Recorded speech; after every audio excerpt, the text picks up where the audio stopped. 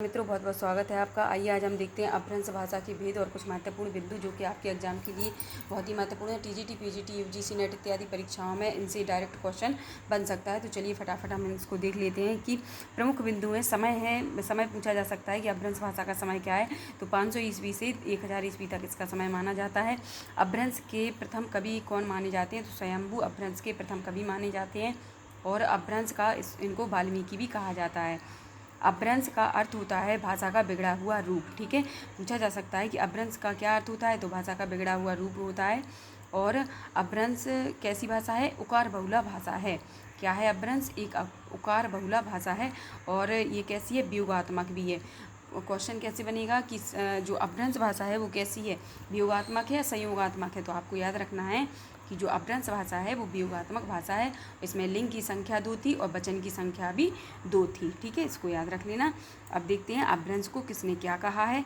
तो अपभ्रंश भाषा को भरत मुनि ने कहा है विभ्रष्ट भाषा, डंडी ने कहा है आभीरों की भाषा, किशोरीदास वाजपेयी ने कहा है ऋणय की भाषा, और प्रथम प्रयोग इसका मिलता है पतंजलि के महाभाष्य में। और पतंजलि ने इसको कहा था अपशब्द कहा था। ठीक है, पूछा जा सकता है कि पतंजलि के महाभाष्य में अपभ्रंश भाषा को क्या कहा गया है? तो अपशब्द इसको कहा गया है। अपभ्रंश भाषा के प्रमुख 6 या 7 भेद माने जाते हैं। इनके भेद हैं सौरसेनी अपभ्रंश, अर्धमागधी अपभ्रंश, मागधी अपभ्रंश, खस, पैसाची, ब्राचड़ और महाराष्ट्रीय अपभ्रंश। ठीक है, ये हैं अपभ्रंश भाषा के 6 भेद। कहीं कहीं 7 भी मिलते हैं, कहीं कहीं 6 भी मिलते हैं।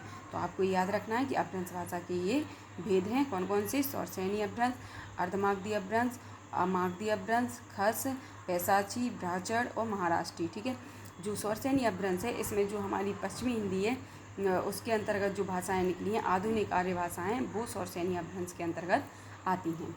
और अब देखते हैं कि विद्वान और अपभ्रंश के भेद। ये इससे एक क्वेश्चन जरूर बनता है कि बताइए कौन से विद्वान ने अपभ्रंश के कितने भेद किए या कौन कौन से भेद किए हैं। नामी साधु के अनुसार अपभ्रंश के 3 भेद देखे गए हैं। जैसे कि पहला है उपनागर, दूसरा है आभीर और तीसरा है ग्राम्य। ठीक है, इनको याद रख लेना, पूछा जा चुका है ये क्वेश्चन कि नामी साधु के अनुसार अपभ्रंश भाषा के कितने भेद हैं। तो अपभ्रंश भाषा के नामी साधु के अनुसार 3 भेद हैं, उपनागर, आभीर और ग्राम्य। अब है मार्कंडे जी का भी पूछा जा चुका है कि मार्कंडे जी ने अपभ्रंश भाषा के कितने भेद किए हैं। तो इन्होंने भी 3 भेद किए हैं, नागर, उपनागर और ब्राचड़। ठीक है, नागर, उपनागर और ब्राचड़, इनने 3 भेद किए हैं। किसने? मार्कंडे जी ने। याकूबी ने कितने किए हैं? तो याकूबी ने 4 किए हैं। ये हैं इनके पूर्वी, पश्चिमी, दक्षिणी और उत्तरी। ठीक है, इन्होंने चारों दिशाओं का वर्णन कर दिया है अपने अपभ्रंश में। ठीक है, तो याकूबी जी ने कितने भेद किए हैं? 4 भेद किए हैं, पूर्वी, पश्चिमी, दक्षिणी और उत्तरी। और तगारी ने कितने किए हैं? 3 भेद किए हैं, पूर्वी, पश्चिमी और दक्षिणी। और नामवर सिंह की जरूर याद कर लेना, ये भी पूछा जा चुका है कि नामवर सिंह ने अपभ्रंश भाषा के कितने भेद किए हैं। तो नामवर सिंह ने अपभ्रंश भाषा के 2 भेद किए हैं, पूर्वी हिंदी और पश्चिमी हिंदी। नामवर सिंह ने अपभ्रंश भाषा के 2 भेद किए हैं, पूर्वी हिंदी और पश्चिमी हिंदी। ठीक है, आई होप आपको समझ में आ गया होगा। एक बार और देख लें क्या इसको। चलिए फटाफट हम एक बार और देखते हैं इनके महत्वपूर्ण बिंदुओं को। समय है इसका 500 से 1000 तक। और अपभ्रंश के प्रथम कवि स्वयंभू, इनको वाल्मीकि भी कहा जाता है। अपभ्रंश भाषा का अर्थ होता है भाषा का बिगड़ा हुआ रूप, और ये उकार बहुला है, वियोगात्मक है, इसमें 2 लिंग हैं, 2 वचन हैं। अपभ्रंश भाषा के 6 भेद, कहीं कहीं 7 ही मिलते हैं। सौरसेनी अपभ्रंश, अर्धमागधी अपभ्रंश, मागधी अपभ्रंश, खस, ब्राचड़ और महाराष्ट्रीय पैसाची। ठीक है, ये अपभ्रंश भाषा के भेद थे।